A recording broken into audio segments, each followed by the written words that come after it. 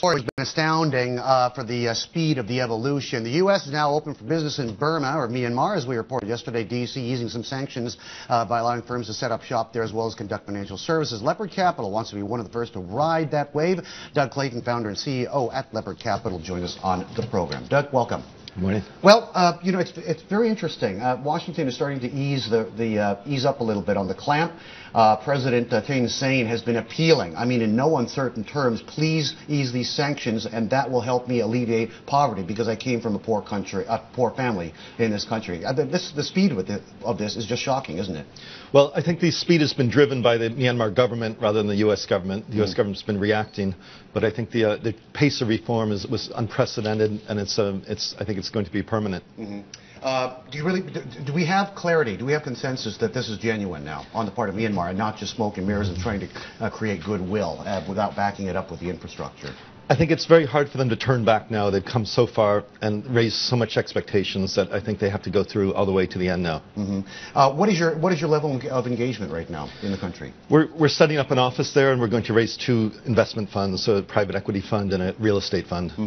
And do you have some candidates identified at this point? Do you have industries? Do you have certain parts of Myanmar that are sort of obvious no-brainers for you?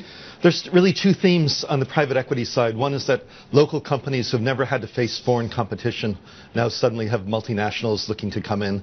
And secondly, we do have the multinationals looking for local partners or people that can help them roll out their businesses. So there's a lot of opportunities for investors. How does that work for you though? The MNCs go in looking to partner with local companies. It sounds more like you're more of a dating service than a private equity firm. But we can participate in that dating. It's a 3-way partnership. Do you have any idea what the what the time horizon holds for you? In terms of entry and exit. And PE firms typically have just to use an example, a 3 to 5 year exit strategy, a possible listing. We don't even have a stock market to speak of in the country yet.